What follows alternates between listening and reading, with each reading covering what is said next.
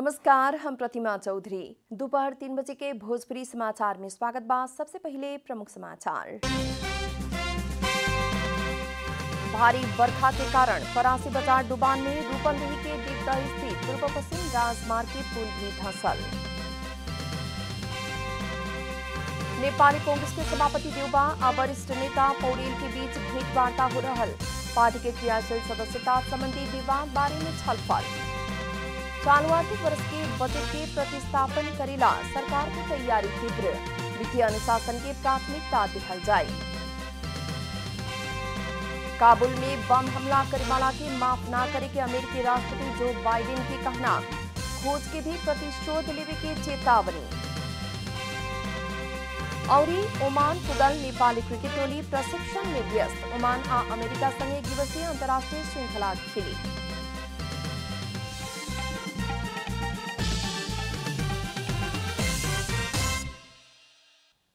अब पूरा समाचार। काल्हू रात से हो रहल अविरल बरखा के कारण पश्चिम नवलपरासी सदरमुकाम परासी बाजार डुबान में पड़ल बा। काल्हू रात से पड़ल अविरल बरखा के कारण नवलपरासी के सदरमुकाम परासी बाजार क्षेत्र में रहल झरही नदी के बाढ़ बाजार क्षेत्र में प्रवेश कैला बाद सदरमुकाम नवलपरासी जलमग्न भइल बा। हाल नवलपरासी क्षेत्र में विद्युत प्रसारण अवरुद्ध भइल बा त संचार में भी समस्या उत्पन्न भइल बाटे। लगातार के बरखा के चलते रूपंदेही के देवदह नगरपालिका वार्ड नंबर 7 घोड़ा स्थित पूर्व पश्चिम राजमार्ग के पुल धस गइल बा। बाढ़ के चलते पुल धसल कारण सवारी आवागमन बंद भइल जिला प्रहरी कार्यालय रूपंदेही जनौले बा। पुल धसला बाद भैरहवा परासी होखत सवारी साधन आवागमन करावल जा रहल बा। वही लेखा भारी बरखा के कारण सुख के सबेरे मिलमची नगरपालिका 13 मिलमची 0 किलो सड़क खंड स्थित फटकशिला भूस्खलन में ऊपर से भूस्खलन गिर रहल कारण रास्ता पूर्ण रूप में अवरुद्ध भइल इलाका प्रहरी कार्यालय मिलमची जनौले बाटे। प्रधानमंत्री एवं नेपाली कांग्रेस के सभापति शेरबहादुर देउबा और वरिष्ठ नेता रामचंद्र पौडेल के बीच भेंटवार्ता होके जा रहल बा। पार्टी के क्रियाशील सदस्यता संबंधी विवाद तत्काल निष्कर्ष लगा के पार्टी के महाधिवेशन समय में ही संपन्न होके किस्म से प्रक्रिया शुरू करेला दबाव देते आयल वरिष्ठ नेता पौडेल आज दोपहर सभापति देउबा के साथ भेंट करे के समय मिलैले बानी। आज सवेरे चाक्सी बार स्थित नेता प्रकाश मान सिंह के निवास में रहल अपना पक्षीय नेता सबके बैठक के निर्णय मुताबिक वहां के पार्टी सभापति देउबा के साथ भेंट करके पार्टी के क्रियाशील सदस्यता संबंधी बाकी विवाद तत्काल निष्कर्ष लगा के महाधिवेशन के प्रक्रिया जल्दी शुरू करेला दबाव देवे लागल भी नेता डॉक्टर मिनेन्द्र प्रसाद रिजाल जानकारी देने। बैठक में पार्टी के जिला सभापति सबके मांग मुताबिक जल्दी क्रियाशील सदस्य सबके नामावली सार्वजनिक करके महाधिवेशन की प्रक्रिया शुरू करेला सभापति देउबा के दबाव देवे के निर्णय कैल गेल रहे। यी सबै व्यवहारिक कठिनाइहरूलाई समाधान गरेर सबै हामीहरू अधिवेशन प्रक्रियामा सहभागी हुने बाटो खोजी गर्नुपर्छ भन्ने नै हाम्रो छलफलको निष्कर्ष हो। त्यही निष्कर्षको आधारबाट आज सभापतिजीसँग वरिष्ठ नेताले भेटेर कुरा गर्ने समय लिनुभएको छ। भरे उहाँसँग कुराकानी हुन्छ। मलाई अहिले पनि विश्वास छ हामीहरू जस्तो सुकै कठिनाइका बावजुद पनि पार्टीको महाधिवेशन हामी सबैलाई चित्त बुझ्ने तरिकाले अगाडि बढाउने बाटो निकाल्न सक्छौँ। नेपाली कांग्रेस के महाधिवेशन वैधानिक ढंग से अगिला अगहन 9 गते से 13 गते तक संपन्न करेला यह भादो 18 गते देश भर के वार्ड अधिवेशन संपन्न करे पड़ी। लेकिन क्रियाशील सदस्यता में देखल गए बाकी विवाद अभी भी समाधान न भइला से एकर वैधानिकता ऊपर ही सवाल उठ सके के कहत पौडेल पक्ष क्रियाशील सदस्यता के बाकी विवाद जल्दी निष्कर्ष लगा के पार्टी महाधिवेशन के प्रक्रिया जल्दी निष्कर्ष लगावेला सभापति देउबा के दबाव दिए आ रहल बा। नेपाली कांग्रेस 38 जिला में निर्वाचन प्रतिनिधि खटौले बाटे। भादो 18 गते वार्ड अधिवेशन खातिर कांग्रेस के केंद्रीय निर्वाचन समिति द्वारा 38 जिला में निर्वाचन अधिकृत खटावल गयल है। निर्वाचन अधिकृत सब सुख से अपना से जिम्मेवारी मिलल जिला जाई। निर्वाचन समिति के संयोजक महादेव प्रसाद यादव 38 जिला में निर्वाचन अधिकृत खटावल जानकारी देने। कांग्रेस ज्यादातर ठाउँ में कानून व्यवसायी सबके निर्वाचन अधिकृत बनावल नियुक्त कैले बाटे त कुछ ठाउँ में प्राध्यापक आ नेपाल शिक्षक संघ के प्रतिनिधि के भी जिम्मेवारी दिले बा। बाकी 39 जना के क्रियाशील सूची भी जल्दी सार्वजनिक करे के यादव जानकारी देहने। कांग्रेस प्रदेश नंबर 1 के ताप्लेजुङ, पाँचथर, इलाम, संखुवा सभा, तेह्रथुम, खोटाङ, सोलुखुम्बु, ओखलढुङ्गा, उदयपुर आ झापा लगायत के क्रियाशील सूची प्रकाशित कैले बा। उही लेखा बागमती प्रदेश के दोलखा, रामेछाप, सिन्धुली आ भक्तपुर लगायत जिला के क्रियाशील विवरण वेबसाइट में राखल गेल बाटे। कांग्रेस 14वां महाधिवेशन खातिर ई बार 9 लाख से बेसी क्रियाशील सदस्य बनौले बा, जिमध्ये करीब 50,000 विदेश स्थित जनसंपर्क समिति बाड़न सन। तत्कालीन प्रधानमंत्री केपी शर्मा ओली द्वारा संवैधानिक परिषद के नियम सही करके कल गल नियुक्त खारिजी के मांग करते पड़ल रीट में सुख से सुनवाई हो रहा बा।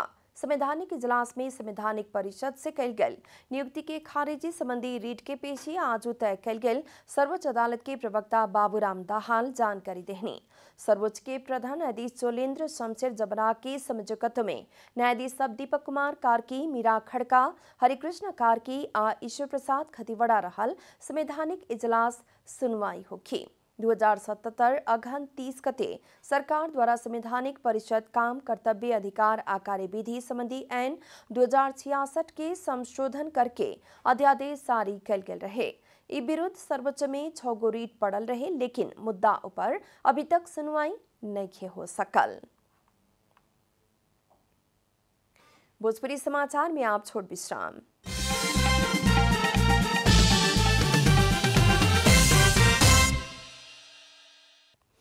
भोजपुरी समाचार में आप बाकी समाचार। हिमालयन उद्धार संघ द्वारा हिमालय यात्रा के क्षेत्र में हस्तक्षेपकारी काम होते आ रहा बा। लंबा समय से हिमालय क्षेत्र में यात्रा के क्रम में समस्या में फंसल यात्रु सबके उद्धार करे खातिर हिमालयन उद्धार संघ हस्तक्षेपकारी काम करते आ रहा बा। संघ के अध्यक्ष हरिप्रसाद धरेल उद्धार के साथ साथ ही हिमालयन यात्रा के बारे में जनचेतना मूलक कार्यक्रम भी संघ से होते आए जानकारी देने।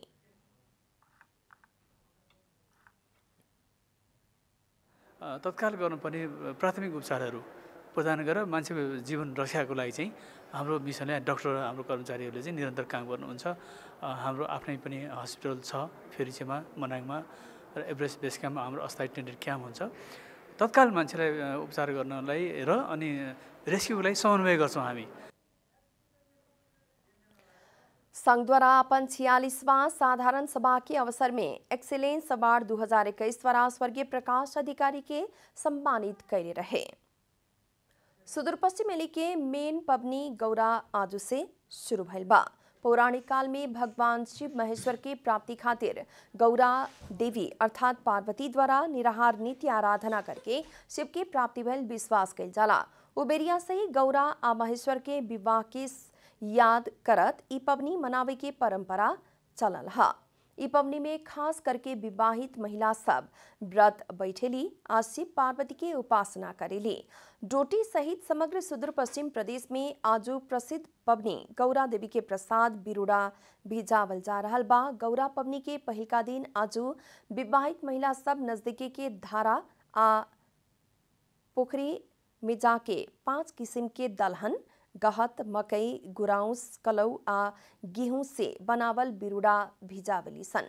बिरुड़ा भिजेला बाद दोसर का दिन पानी के मुहान आ पानी आवेवाला नदी तालाब में शुभ मुहूर्त में सामूहिक रूप में बिरुड़ा धोके गौरा के प्रतिमा बना के गौरा घर में भितरावेली। गौरा के गौरा घर में भितरैला बाद श्रद्धालु महिला द्वारा शिव आ गौरी गौरा के पूजा आराधना करे के परंपरा बाटे। नेपाल विद्युत प्राधिकरण के चरम लापरवाही के चलते रूपंदेही के एक विद्यालय जोखिम में पड़ल बा। प्राधिकरण के लापरवाही से विद्यालय के भवन के छत ढलान करे के क्रम में एक मजदूर भी घायल भइल बड़न। 2007 साल में स्थापना भइल मर्चबारी गांवपालिका वार्ड नंबर 2 में रहल अमोवा माध्यमिक विद्यालय रूपंदेही के ही पुरान मध्य के विद्यालय है। बीतल असार 14 गते यह विद्यालय के नया भवन के छत ढलान होत रहे। छत ढलान के क्रम में स्थानीय मजदूर दिनेश किवट के अचानक करेंट लागल आ दहिना हाथी जर गई। इलाज करत समय 4 लाख रुपया खर्चा हो चुकल, लेकिन केवट के हाथ काम ना करेला। अभी भी इलाज करे पड़े के बा, लेकिन केवट कहूँ से भी राहत नहीं खे मिलल। नेपाल विद्युत प्राधिकरण से विद्यालय के ही सट्टा के प्रसारण लाइन टांगल गल बा। यहीं से मजदूर केवट के करेंट लागल रहे। विद्यालय के भवन में बिजली के पोल गाड़ल गल बा। छत से ही सहजे छू सके किस्म से प्रसारण लाइन टांगल गल बा। अभी भी विद्यालय संगे ट्रांसफार्मर भी राखल गल बा। अभी विद्यालय बन रहल बा। विद्यालय संचालन में अइला बाद बड़का दुर्घटना हो सके के खतरा भी बढ़ गल बाटे। एक चलते अभिभावक भी त्रसित बनल बाड़न सन। गांव पालिका के 46 लाख के बजट में 4 कोठरी के, राष्ट्रपति शैक्षिक सुधार योजना के 18 लाख बजट से 2 कोठरी के भवन बन रहल बा। ये भवन ऊपर से बिजली के लाइन टांगल गल बा। तत्कालीन माओवादी सशस्त्र द्वंद्व काल में अन्यत्र राखे किस्म से विद्यालय के प्रांगण होखत विद्युत प्रसारण के लाइन टांगल गल रहे। विद्यालय द्वारा बार बार पत्राचार कैला पर भी नेपाल विद्युत प्राधिकरण भैरवा शाखा प्रसारण लाइन अन्यत्र राखेला कोनो सुनवाई नहीं कैले। विद्युत प्राधिकरण के कच्चा काम आ विद्यालय के आग्रह के बेवास्ता कैला से जोखिम बढ़ल है। ऐसे जोखिम के बीच विद्यालय के नया भवन बनैला पर विद्यालय व्यवस्थापन समिति आ गांव पालिका के भी दोष देखल जा रहल बा। अब प्रसारण के लाइन अन्यत्र रखला पर ही विद्यालय सुरक्षित हो सकेला। अब आर्थिक समाचार।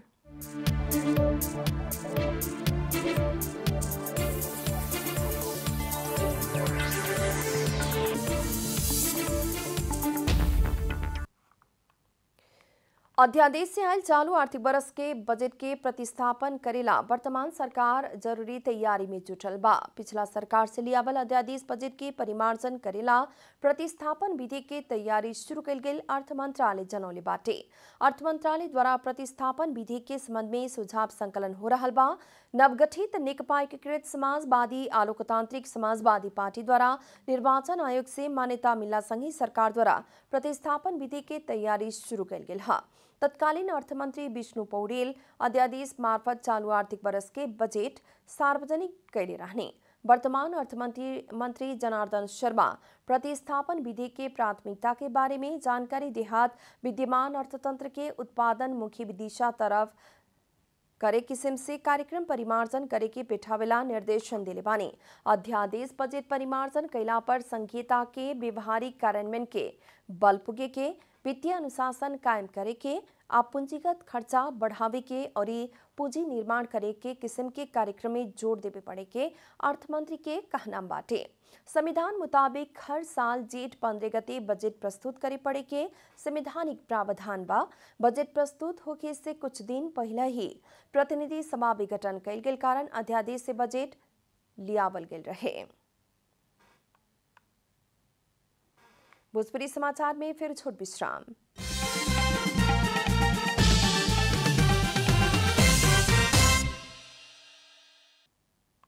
आप खेलकूद समाचार।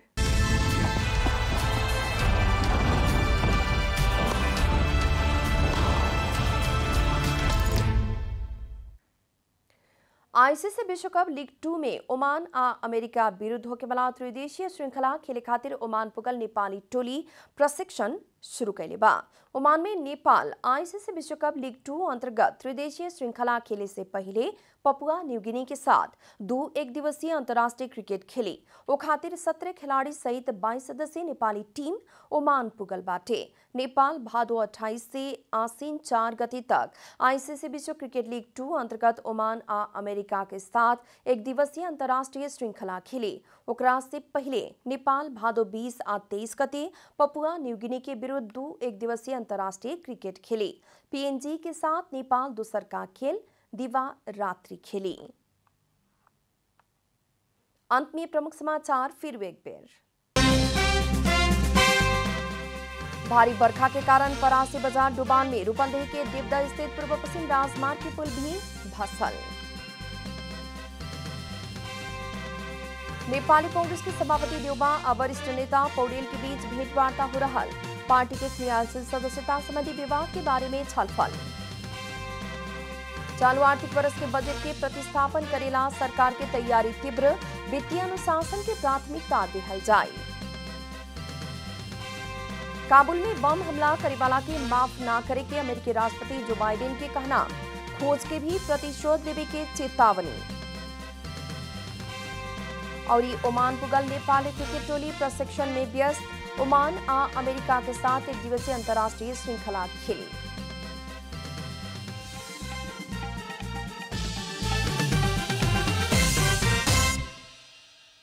एक साथ भोजपुरी समाचार अभी खातिर इतना ही। जनता द्वारा जनता खातिर प्रसारित जनता टेलीविजन के कार्यक्रम सब यूट्यूब, ट्विटर, फेसबुक का हमने के वेबसाइट जनतासमाचार.com में भी पढ़ आ देख सकता नहीं लोग। सूचना में अपने की सहभागिता, समय में समाचार, हमने के प्रतिबद्धता। नमस्कार।